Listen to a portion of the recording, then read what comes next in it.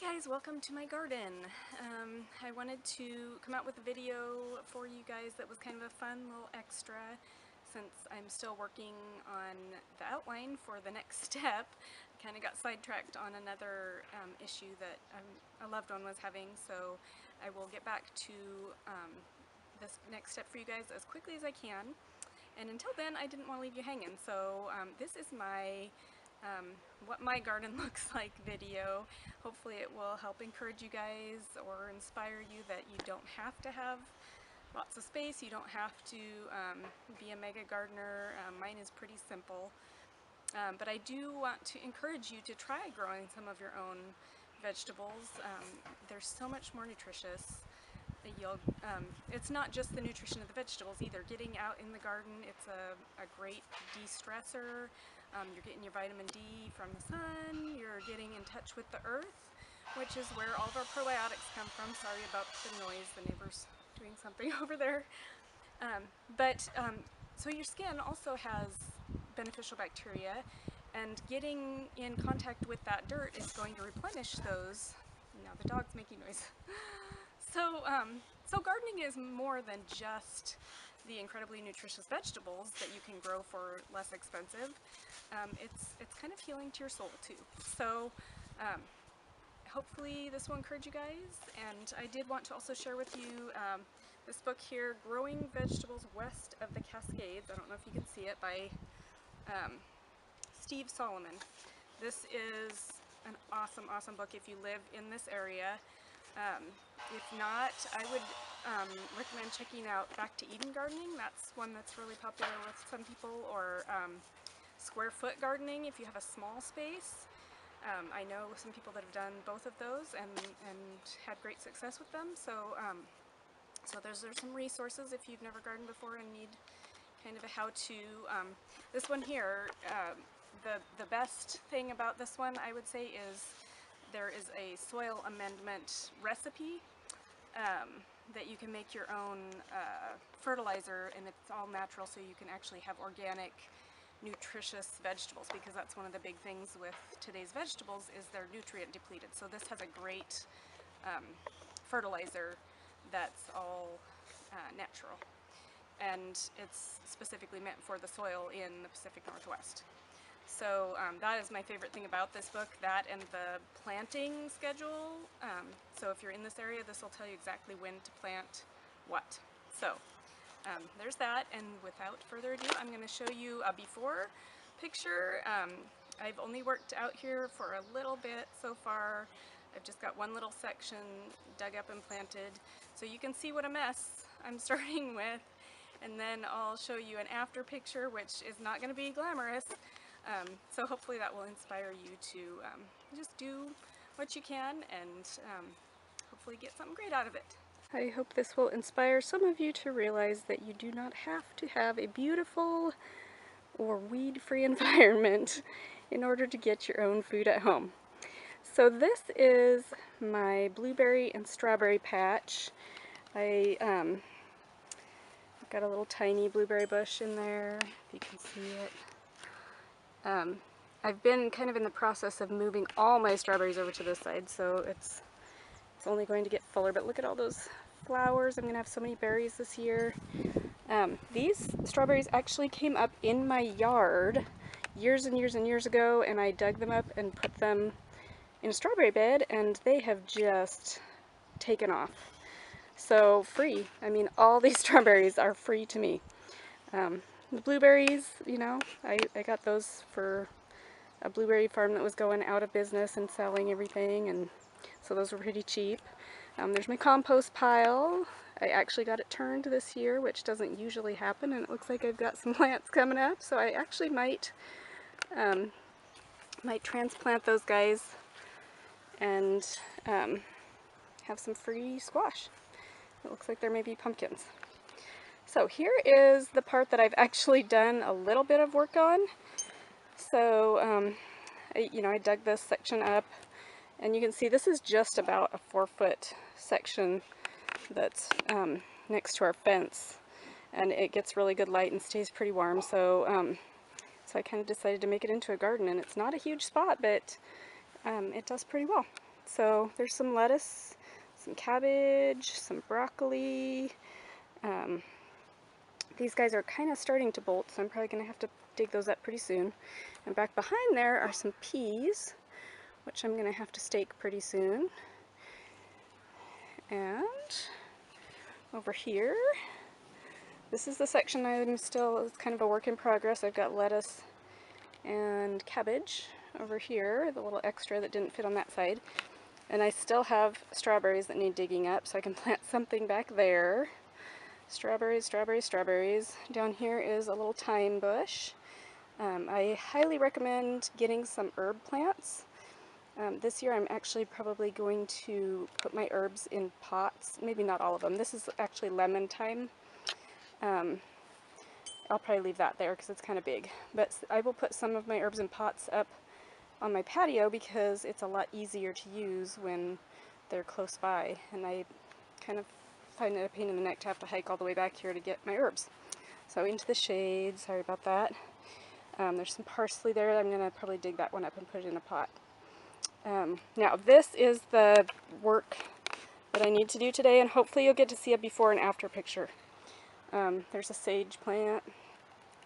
So this is all weeds, but once I get this dug up, I'll have all this section. I can put probably some tomatoes, that's one that I really like. There's some rosemary back here. That one will stay put. It's actually kind of a permanent fixture there. So hopefully in a little bit you'll get to see the after shot of all of this dug up. I've got one rose bush here. It's kind of a random mayhem in here because I just kind of planted things wherever they seemed to fit at the time. Back there we've got rosemary, and that just kind of spreads and takes over too. And then also another thing that spreads and takes over is mint. I've got 3 kinds of mint, and it is like all the way from this side all the way back there, comes all the way over here. So mint is kind of a weed. It just spreads everywhere. And then this over here that's going to seed is actually watercress, which my mom bought some at the store and just wanted to put in the ground, and it's grown. So nice little watercress for salads. Back there's a little bit of rhubarb. And then this corner doesn't really grow much, so I'm going to probably redo that with something. So anyway, that's it for now, and hopefully in a couple of hours I'll get this all weeded out and they'll be all pretty, and I'll get you an after shot. So this is just the before shot.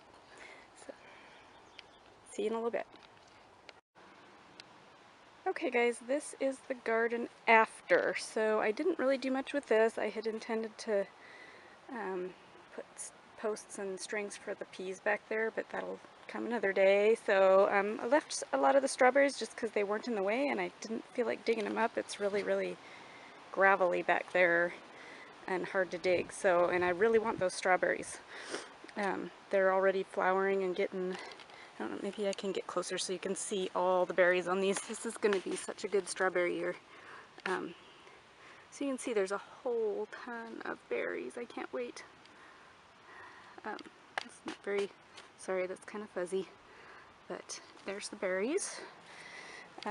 So this, I actually dug up a couple of the lettuce plants because I'm using those up, and I planted my tomato here because by the time the tomato grows, hopefully the cabbage will be gone, and that lettuce will probably be gone by the end of this week. There's another one in here. So I'll often do that. I'll put little things, or things when they're small, next to other things that are going away, so that as they grow, this lettuce will go away and then the tomato will have room. And then over here, that's the same. I planted a few more little lettuces so that, you know, as I use up those big ones, the little ones will get bigger. There's a couple of tomatoes. I pretty much just did a bunch of transplants. I did want to do a few seeds, but I just haven't had the time yet. There is dill. Let's see if I can get a little closer. There's a dill plant and a artichoke. I just find that transplants survive better. There's a stevia plant and a little bit of extra parsley I had. Now here's where I pulled out all the weeds. I'll probably be planting more things as it becomes time. There's a little bit more lettuce, but I'll probably put some zucchini and that kind of stuff back here as these guys die out, because I kind of wanted to keep the camas because it's really pretty, but now it's starting to die, and I'll pull that up. You can't really tell that I did pull up a whole bunch of grass and stuff, and there's still a bunch of mint back here, still the rhubarb back there. It kind of takes care of itself. So I did pull up a bunch of mint and dried it, so I'll have tea, but there's still, you can see it's a weed. So if anybody wants mint, give me a call, because I have a ton and I'd be happy to share. There was 3 different types in here. There was, I think this is peppermint, and down there was spearmint and chocolate mint. So, also if anybody wants strawberries, see I still have a ton of strawberries over here, and then way down there with the blueberries is my actual strawberry patch. So if anybody wants strawberries, it's a great way to start. They're free, they're easy, they grow like weeds. So let me know. I'll dig some up and send them your way. So here are my patio planters I mentioned.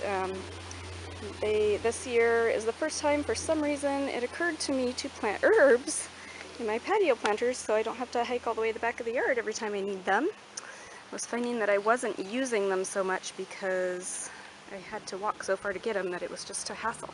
So this one's got parsley in the middle there, and then I just put flowers around it since they're on the patio. I wanted to make it pretty. This one's got cilantro. These are just the herbs that I use the most. And if you don't have a lot of space, or you want to try something, that's just flowers over there. Planters are the best way to do it. You can just stick them on your patio. And herbs, if you're not brave enough yet to try, there's thyme, a little thyme bush, and there's some basil. So if you're not brave enough to try vegetables, I would highly encourage you to start with herbs, because they give you all kinds of benefits. There's a little bit of chives. So, just cooking with fresh herbs is a great thing to do. This cilantro, for example, cilantro pulls heavy metals out of your body. So using that in your cooking is going to be such a benefit to you. Thyme, when you're sick, you can steam with thyme and it'll clear up your sinuses. Basil is a natural antidepressant. Parsley is like a detox herb also. So all of those are great ways to get started if you're not quite ready for a full-on garden. But hopefully you guys realize by now that, my garden is far from perfect, and it can be done even if you don't have a green thumb, because I don't.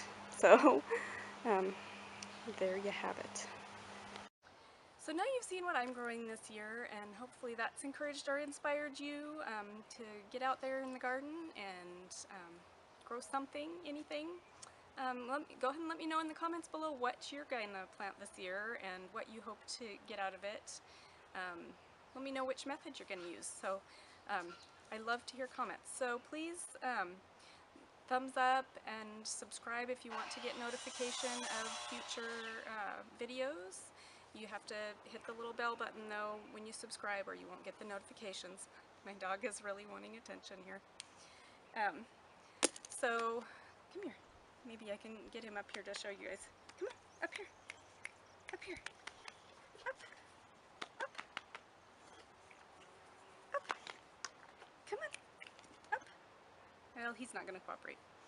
So, like and subscribe and share with your friends if you think this was a worthwhile video. Thanks for joining me today, and happy gardening!